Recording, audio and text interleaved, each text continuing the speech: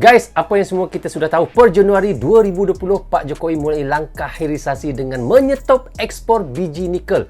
Dan dengan itu, Presiden Jokowi ingin komoditas mineral dan tambang Indonesia mempunyai nilai tambah. Tak cuma diekspor mentah. Dan semua tahu guys, RI merupakan negara dengan cadangan nikel terbesar di dunia guys. Dan ini adalah berdasarkan buklet nikel iaitu 2020 yang dirilis Kementerian Energi dan Sumber Daya Mineral atau ESDM ya guys. Namun begitu, iaitu Menteri ESDM Arifin Tasrif pernah menyebut Indonesia punya cadangan nikel terbesar di dunia, tapi harta karun ini suatu saat akan habis. Memang benar sekali kalau dihilirisasinya tidak didorong. Dan apa akan terjadi? Maka kita lihat guys, Eropah mula iaitu memberi tantangan yang hebat serta dibawa ke WTO. Dan bukan setakat itu saja guys, malahan sekarang sehingga kan IMF juga sudah campur tangan untuk meminta Indonesia menghentikan kebijakan menghentikan ekspor ke luar negeri kerana IMF sebut ini bisa merugikan Indonesia sendiri. Adakah benar jika Indonesia hentikan ekspor bahan mentahnya ke luar negeri akan merugikan Indonesia? Jadi bagaimana ceritanya guys? Tapi sebelum itu, mohon kepada teman-teman jangan lupa subscribe channel iaitu Bagi-Bagi, dan lepas itu klik tombol loceng sekali tanda dukungan teman-teman juga kepada channel beliau. Dan di hujung videonya saya akan memberi sedikit komentar daripada saya sendiri. Tanpa basa-basi, ayo kita sama-sama simak video ini. Mari. Rozul Channel. Buka nikel dan saya kirim raw material, kita kirim raw material dari Indonesia ke Eropa, ke negara-negara lain, kita nggak dapat apa-apa. Ya benar. Tapi kalau mau Tidak kerja dapat sama apa-apa. ayo, on the floor and got you votes. I got votes for that bill.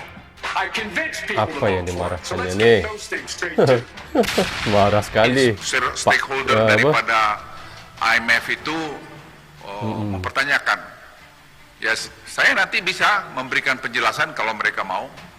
Negara-negara maju itu, saya akan jelaskan. Ya. These are war crimes. These are crimes against humanity. These are crimes against humanity. Bagi-bagi, jangan lupa subscribe channel Bagi-Bagi guys ya. Lucu, ramai-ramai jegal NKRI, namun tidak ada yang mempan, dan justru malu sendiri. Termasuk Malu IMF sendiri. dan WTO merasa dibohongi Barat. Sahabat Bagi-Bagi, lucunya, banyak sekali negara bahkan organisasi dunia menjegal kebijakan Indonesia. Namun, mereka justru malu sendiri karena tidak mempan. Oh, malu sendiri ya. Ketidakmempanan ini membuat mereka malu di depan negara dunia. Seperti Amerika dan Eropa sebagai negara besar yang harusnya mengayomi, justru malah menjegal Indonesia. Kalau punya muka, harusnya negara sekaliber Amerika dan Eropa meminta maaf ke Indonesia. Pasalnya nanti jika mereka terkena krisis, Indonesialah negara pertama yang dicari untuk dimintai bantuan. Indonesia juga tempat minta bantuan Sebagai ya. negara pemegang ekonomi terbesar di Asia Tenggara, Indonesia kini tidak sombong dengan negara berkembang lainnya. Negara terbesar di Asia Tenggara ya. Maka dari ekonomi. itu, isu dipilihnya Indonesia dari anggota BRICS sangat gencar terdengar. Ya. Lalu yang menjadi pertanyaan, kenapa negara sekaliber Amerika dan Eropa tidak suka dengan kebijakan Indonesia? Kenapa guys? Apakah kebijakan kenapa? Indonesia membuat mereka miskin? Ya, pastilah. Sahabat Bagi-Bagi, jawabannya adalah iya. Kebijakan yang iya. dikeluarkan negara kita membuat negara barat miskin, bahkan tidak punya penghasilan. Contohnya saja dalam bidang hilirisasi. Mereka tidak bisa mendapatkan nilai tambah, mereka hanya akan mendapatkan keuntungan yang sangat tipis. Maka dari itu, Contohnya tipis, daripada mereka takut miskin, mereka perintahkan organisasi dunia, seperti IMF dan WTO, untuk jegal Indonesia. Lalu kenapa IMF mau? Apakah IMF benar-benar menjegal Indonesia, atau hanya akting belaka? Karena kita tahu kedekatan Indonesia dengan IMF sangat erat. Ya. Sahabat Bagi-Bagi, kebijakan pemerintahan Presiden Joko Widodo bertubi-tubi mendapatkan upaya perlawanan dari dunia internasional. Sejumlah negara maupun lembaga keuangan internasional terus berupaya menyerang kebijakan Presiden Jokowi Ya, kita lihat dan ya, meminta ramai RI untuk yang segera menyerang. menghapus kebijakan yang telah dibuatnya tersebut. Kebijakan Presiden Jokowi yang terus mendapatkan serangan dari dunia internasional ini, yaitu larangan ekspor mineral mentah hingga program hilirisasi di dalam negeri. Dana Moneter Internasional meminta pemerintah Indonesia tidak memperluas kebijakan larangan ekspor mineral mentah khususnya nikel untuk hilirisasi. IMF minta Indonesia begitu ya? Permintaan tersebut rupanya bukan tanpa sebab. Ekonom Indef, Abra Talatov menyebut, kritik dari IMF tersebut lantaran ada kesan bahwa kebijakan hilirisasi di Indonesia hanya menguntungkan segelintir atau bahkan mungkin satu negara. Ya Salah satunya yakni Tiongkok, yang gencar membangun smelter di Indonesia. Ya, kalau mau kan bahan mentah Indonesia, memang daripada dulu kita tahu Bapak Jokowi meminta para investor membangunkan smelter-smelter mereka di dalam Indonesia kan. Itu yang saya tahulah. Jadi Tiongkok, apa yang Tiongkok buat ni, membuat smelter di dalam Indonesia itu adalah tepat sekali lah yang dimaukan oleh Bapak Presiden ya. Sehingga, kondisi tersebut membuat rantai pasok kebutuhan mineral untuk industri, khususnya nikel di berbagai negara menjadi terbatas. Pasalnya, semuanya terfokus dan terpusat seolah-olah hanya untuk Tiongkok. Dengan adanya hal itu, Indonesia berpotensi menghadapi keterbatasan pemilihan produk akhir, seperti baterai kendaraan listrik hingga komponen utama untuk PLTS atap. Artinya kesempatan Indonesia untuk mendapatkan suplai yang lebih banyak, dengan kualitas dan harga yang variatif juga semakin kecil. Sebagaimana diketahui, IMF dalam laporan terbarunya, meminta Indonesia menghapus kebijakan pembatasan ekspor nikel secara bertahap, karena dinilai akan merugikan Indonesia. Merugikan? Di mana merugikan? Permintaan tersebut tertuang dalam dokumen IMF, Executive Board Concludes 2023, artikel 4 Consultation with Indonesia. IMF bisa bilang jika Indonesia menghentikan ekspor bisa rugi ya? Di mana dia dapat data mengatakan begitu ya? Kalau hilirisasi dalam negeri sendiri Indonesia bisa rugi. IMF meminta, kebijakan hilirisasi, terutama nikel harus berlandaskan analisis terkait biaya dan manfaat lebih lanjut. Kebijakan hilirisasi oleh Indonesia, menurut IMF juga perlu dibentuk dengan mempertimbangkan dampak-dampak adanya potensi kehilangan pendapatan negara Indonesia, juga berdampak terhadap wilayah lain. Oleh sebab itu, IMF mengimbau, adanya analisa rutin mengenai biaya dan manfaat hilirisasi. Analisa ini harus diinformasikan secara berkala dengan menekankan pada keberhasilan hilirisasi, dan perlu atau tidaknya perluasan hilirisasi ke jenis mineral lain. Dengan demikian, IMF menilai, otoritas harus mempertimbangkan kebijakan hilirisasi dalam negeri yang lebih tepat, untuk mencapai tujuannya dalam meningkatkan nilai tambah produksi. Aduh IMF apa-apaan ini? Apakah benar yang dikatakan oleh IMF, atau hanya suruhan Amerika dan Eropa? Atau hanya suruhan saja ya, lakonan saja ya.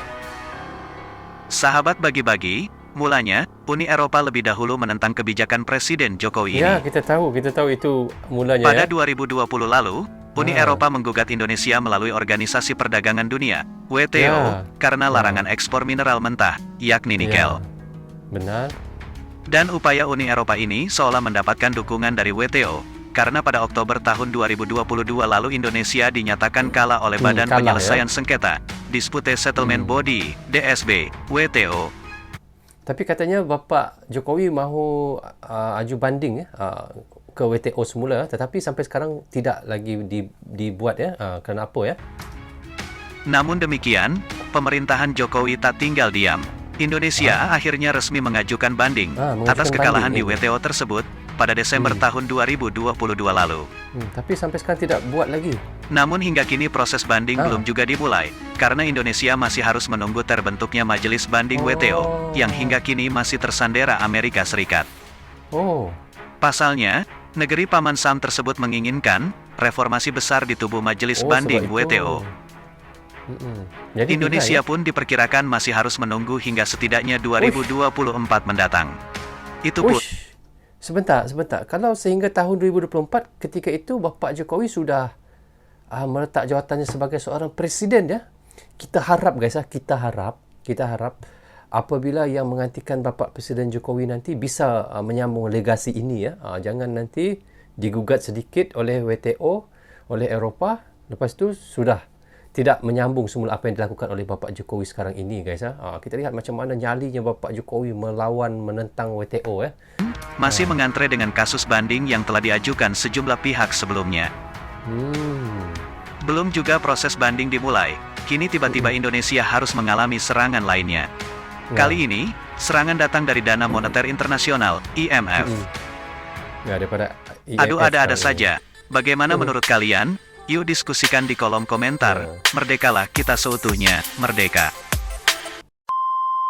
Okey guys, seperti yang semua kita sudah tahu ya, apa yang sudah kita reactionkan tadi, pada Januari 2020, Pak Jokowi sudah memulai langkah hilirisasi dengan menyetop ekspor biji nikel, dan dengan itu kita lihat Presiden Jokowi ingin komoditas mineral dan tambang Indonesia mempunyai nilai tambahnya guys. Tak cuma diekspor mentah, dan semua tahu ya, RI ataupun Indonesia merupakan iaitu negara dengan cadangan nikel terbesar di dunia, dan ini adalah berdasarkan daripada buklet nikel 2020 yang dirilis Kementerian Energi dan Sumber Daya Mineral ataupun kita sebut ESDM ya guys. Namun begitu, seperti yang saya sebut di awal intro tadi lagi, Menteri ESDM iaitu Arifin Tasrif pernah menyebut Indonesia punya cadangan nikel terbesar di dunia guys. Tapi harta karun ini suatu hari nanti pasti akan habis kalau dihilirisasinya tidak didorong. Ya, benar sekali guys. Contohnya paling mudah sekali kita lihat iaitu setinggi mana sekalipun gunung itu, jika setiap hari ditarah ataupun dikorek, lama-kelamaan gunung itu pasti menjadi rata. Begitulah juga dengan hasil dan bahan mentah seperti nikel ataupun boksit. Lama-kelamaan jika berterusan ekspor tanpa Indonesia sendiri yang hilirisasi, yang untungnya negara lain. Tetapi Indonesia sendiri dari dulu sehingga kini terus saja mengimpor. Dan apa yang dilakukan Pak Jokowi sangat bertepatan sekali dengan landasan sekarang ini guys. Pak Jokowi mahukan Indonesia menjadi Indonesia negara maju, bukan lagi negara yang berkembang. So guys, bagaimana pandangan kalian? Jika ada yang mahu ditambah, teman-teman bisa komen di bawah komentar ini. Jadi rasanya sampai di sini saja untuk reaction kita kali ini.